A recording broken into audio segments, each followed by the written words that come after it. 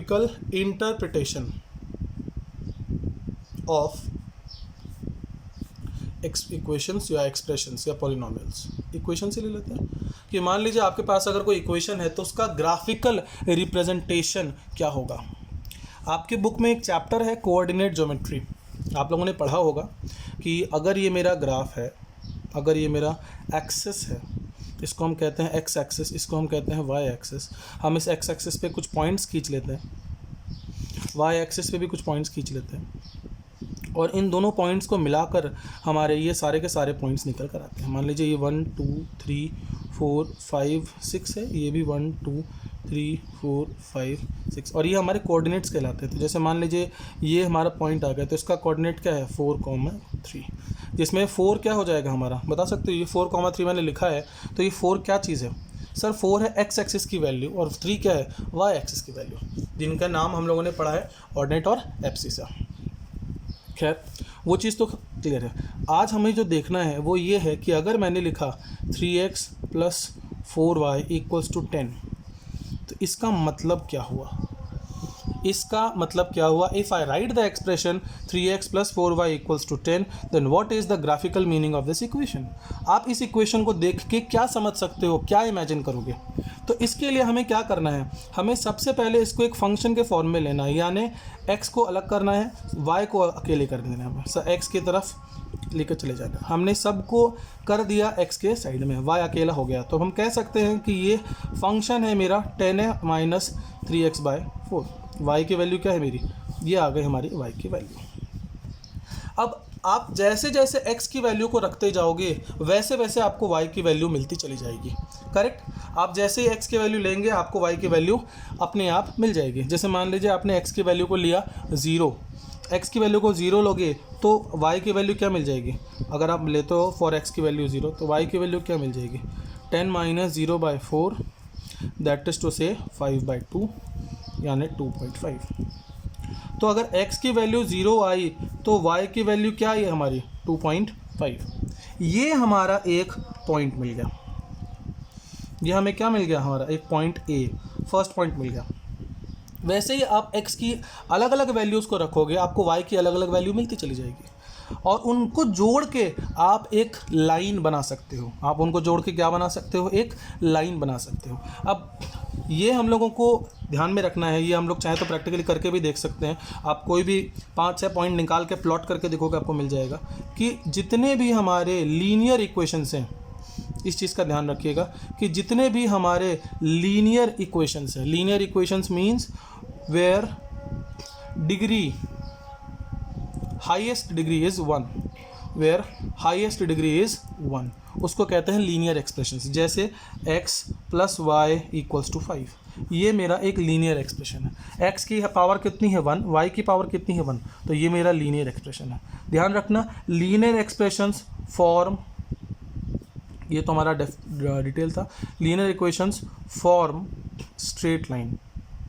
ये क्या बनाते हैं? लीनियर इक्वेशंस हमेशा एक स्ट्रेट लाइन बनाते हैं। तो कहीं भी अगर आप एक लीनियर इक्वेशन को देखते हो तो आप ये दिमाग में रखो, ये एक इमेजिन करो कि ये मेरी एक स्ट्रेट लाइन है। क्या है? मेरी एक स्ट्रेट लाइन है।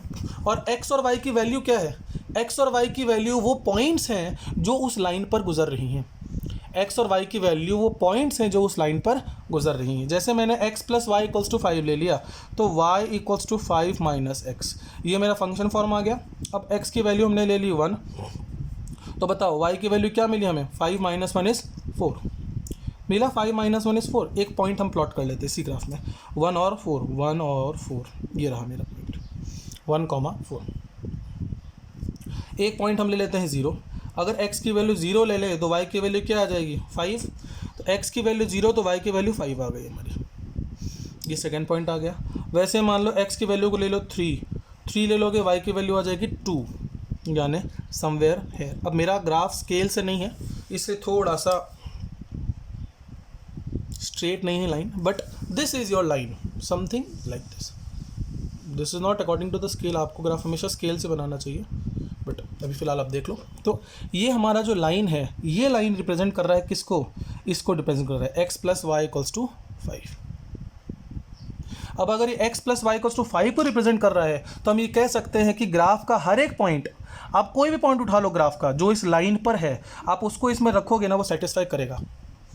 आप इस ग्राफ की किसी भी लाइन को उठाओ जो इस लाइन के ऊपर पड़ रहे हैं, किसी भी पॉइंट को उठाओ जो इस लाइन पर पड़ रहा है, उसके कोऑर्डिनेट्स उठाओ और आप उसको इस इक्वेशन में पुट करो, वो इक्वेशन को सेटिस्फाई करेंगे।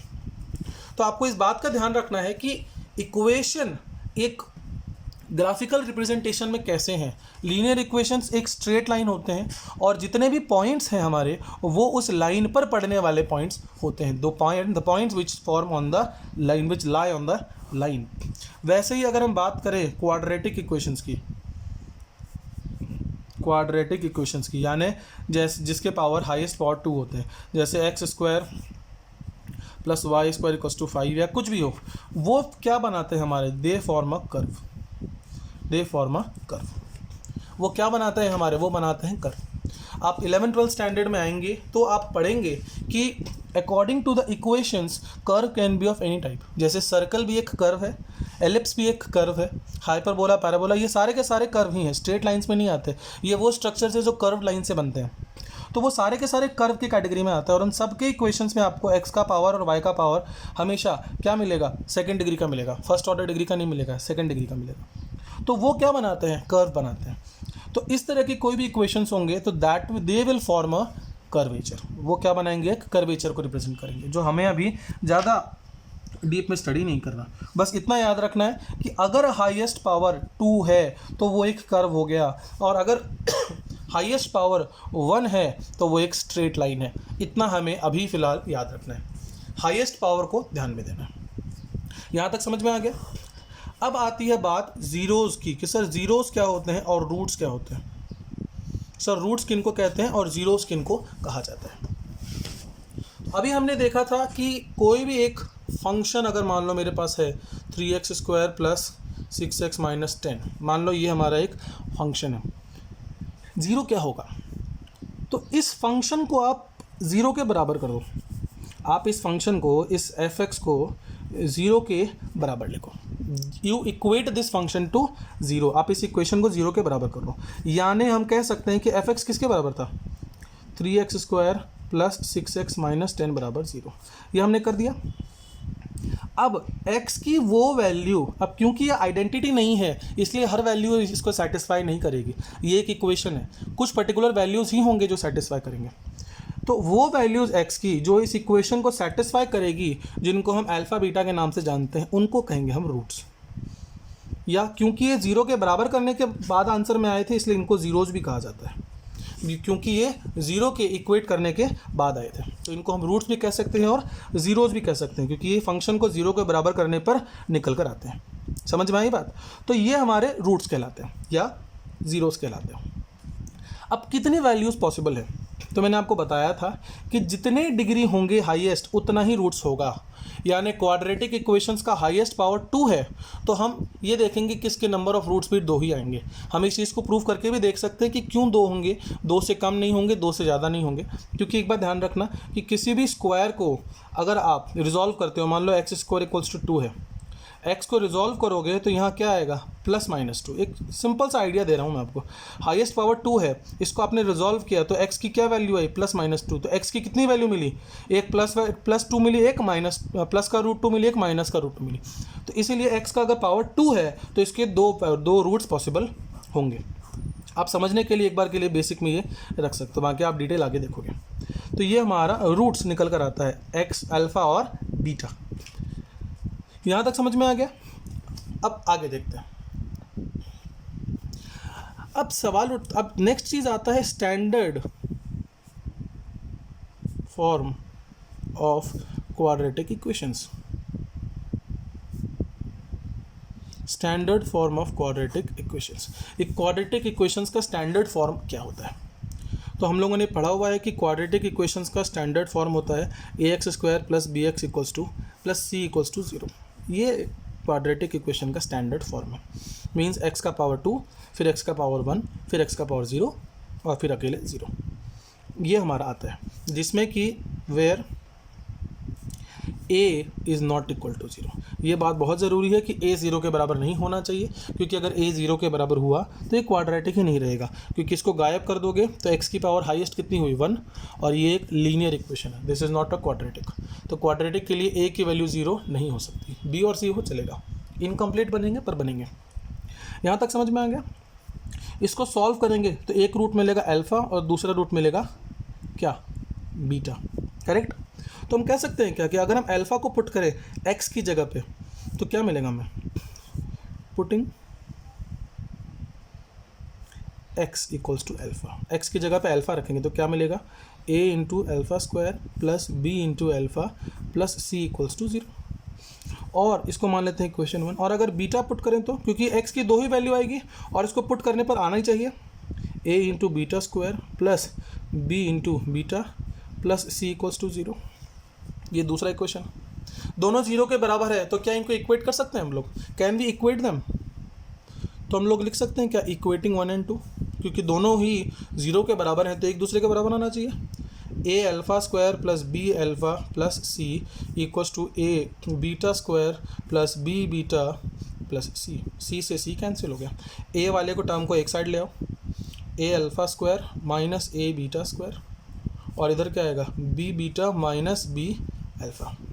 कॉमन ले सकते हैं ए को, क्या आया, alpha square minus beta square, और यहाँ पर बी को कॉमन ले सकते हैं, क्या आया, बीटा माइनस अल्फ़ा। अच्छा, इधर ए आ गए है, इधर बी आ गए हैं, माइनस को कॉमन ले सकते हो, क्या आएगा, अल्फ़ा माइनस बीटा। आ गए हम लोग। अच्छा, a square minus b square कुछ पढ़ा है क्या आपने identity, sir a plus b into a minus b, absolutely correct. तो अल्फ़ा प्लस बीटा और अल्फ़ा माइनस बीटा, यहाँ क्या बच रहा है, minus beta minus b alpha minus beta, दोनों साइड है काट दो। अब देखो तो ज़रा आपको अल्फ़ा प्लस बीटा की वैल्यू क्या मिली, what do you get the value of as alpha plus beta, minus b by ए।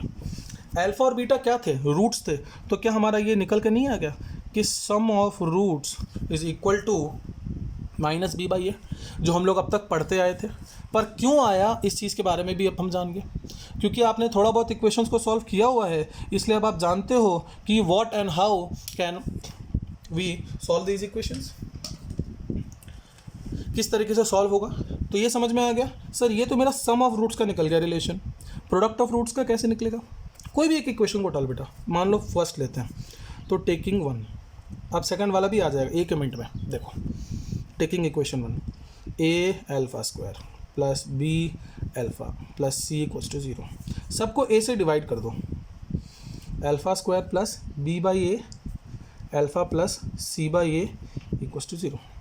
अब माइनस बी बाई ए होता तब हम इसको ला सकते थे, correct sir, minus b by a होता तो हम इसको ले सकते थे, लेकिन यहाँ क्या है, सिर्फ बी बाई ए है, पर आगे प्लस है, प्लस को हम माइनस इंटू माइनस लिख सकते हैं, तो माइनस को लिख सकते हैं क्या कि माइनस ऑफ बी बाई ए है, माइनस माइनस वापस प्लस आ जाएगा इक्वल्स टू 0। अब माइनस बी बाई ए की जगह आप ला सकते हो अल्फ़ा प्लस बीटा, हमने अभी प्रूफ किया है ऊपर में, पुट करो उसको, माइनस ऑफ अल्फ़ा माइनस के बाहर और alpha plus beta into alpha plus c by a equals to 0, बस आपका आंसर आ गया। देखो alpha square minus alpha into alpha alpha square minus alpha into beta, c by a को उधर भेज दो, इसको बेचारा इसका इधर कोई काम नहीं, माइनस का सी बाई ए, इससे ये कट गया, क्या आया, minus alpha beta equals to minus of c by a, minus से माइनस कैंसिल हो गया, तो what do we get, alpha into beta equals to c by a. तो ये हमारा एक्सप्रेशन हो जाएगा। कभी भी आप एग्ज़ाम में कंफ्यूज हो जाओ कि सर सम ऑफ रूट्स क्या आएगा, प्रोडक्ट ऑफ रूट्स क्या आएगा, ए था बी था सी था, आपको 2 मिनट लगेगा, बस अल्फ़ा और बीटा जो हमने रूट्स माने हैं उनको इक्वेशन में एक्स की जगह पुट करना है, कुछ नहीं करना, बस एक्स की जगह पुट करना है, 2 इक्वेशन मिलेंगे, दोनों को इक्वेट कर दो, एक आंसर आ जाएगा, फिर वापस उसी आंसर को पहले इक्वेशन में वापस पुट कर दो तो दूसरा आंसर आ जाएगा। तो हमारा क्या निकला कि प्रोडक्ट ऑफ रूट्स यानी अल्फ़ा इंटू बीटा क्या आया, सी बाई ए, यही हम लोगों का एक्सप्रेशन निकल कर आ गया। समझ में आ गया। अब नेक्स्ट हम चलते हैं क्वाड्रेटिक फार्मूला की तरफ कि क्वाड्रेटिक फार्मूला कैसे निकल कर आएगा। ठीक है, तो let us start the derivation of quadratic formula.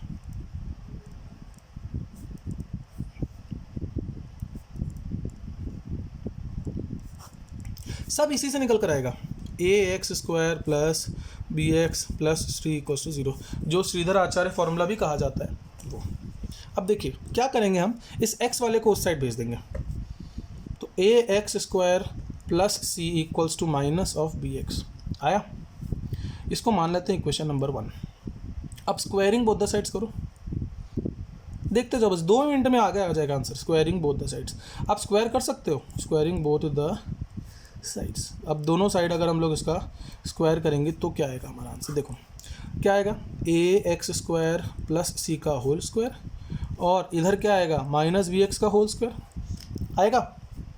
देखो एक तरीका आता है इसको डिराइव करने का कंप्लीटिंग द स्क्वायर मेथड से, जो जनरली हर बुक में दिया हुआ रहता है, but since completing the square method has been removed from the syllabuses of RBSE and other boards, तो हम कंप्लीटिंग द स्क्वायर मेथड की जगह एक दूसरे सिंपल मेथड से कर रहे हैं, जिसमें हम simply square both the sides करके सब्ट्रैक्ट करके रिलेशन पे पहुंच जाएंगे। तो देखिए अब स्क्वायरिंग को खोलो, क्या आएगा, ए स्क्वायर एक्स का power 4 plus c square plus 2a भी आता है, तो 2 into a x square c, और इधर क्या बचेगा, बी एक्स का स्क्वायर, क्योंकि b square x 4 sorry b x का स्क्वायर, हाँ सही, माइनस का स्क्वायर प्लस हो गया, बी का स्क्वायर हो जाएगा हमारा बी स्क्वायर, और एक्स का स्क्वायर हो जाएगा x square, b square x square, क्योंकि बी एक्स ही था। ये रिलेशन आ गया हमारा। अच्छा अब हमारा ओरिजिनल क्वाड्रेटिक फार्मूला में बी स्क्वायर के आगे क्या होता है, -4ac, तो हमें -4ac चाहिए, इसलिए ये वाला जो टर्म है इसका -4 करके हम दोनों साइड सब्ट्रैक्ट करेंगे। सब्ट्रैक्टिंग क्या, 4a x² c both sides कर सकते हैं ना सब्ट्रैक्ट, उससे हमारा दोनों काम हो जाएगा।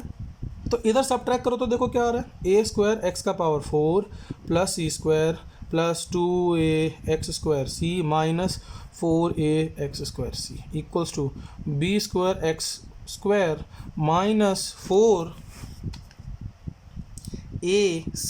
x²। देखो एक्स स्क्वायर दोनों जगह कॉमन है, उसको छोड़ दो तो क्या मिल रहा है, बी स्क्वायर माइनस 4ac। तो इस साइड हमारा एक टर्म हमारा आता हुआ दिख गया कि sir B square minus 4ac तो आ गया। इस एक्स स्क्वायर को अगर एलिमिनेट कर दें तो हमारा एक सॉल्यूशन हल्का हल्का से दिख रहा है। और LHS में देखो क्या आ रहा है हमारा, ये प्लस का 2 है, ये माइनस का 4 है, तो ये हो जाएगा मेरा ए square x4 plus c square minus का 2a x² c, और इधर तो सेम टू सेम रहेगा, एक्स स्क्वायर को आप चाहो तो कॉमन ले लो, तो बी स्क्वायर माइनस 4ac। अच्छा इधर आप देखो क्या आ रहा है, तो अब ये ए स्क्वायर है, ये बी स्क्वायर है, और ये माइनस का देखें तो 2a भी है, ये हमने इसको एक्सपैंड किया था तो यही टर्म निकल कर आया था, प्लस में था, ये माइनस में चला गया, तो अब ये हो गया a माइनस बी का होल स्क्वायर, यानी ax² माइनस सी का होल स्क्वायर, और इधर क्या आ गया, x² ब्रैकेट में बी स्क्वायर माइनस 4ac आ गया।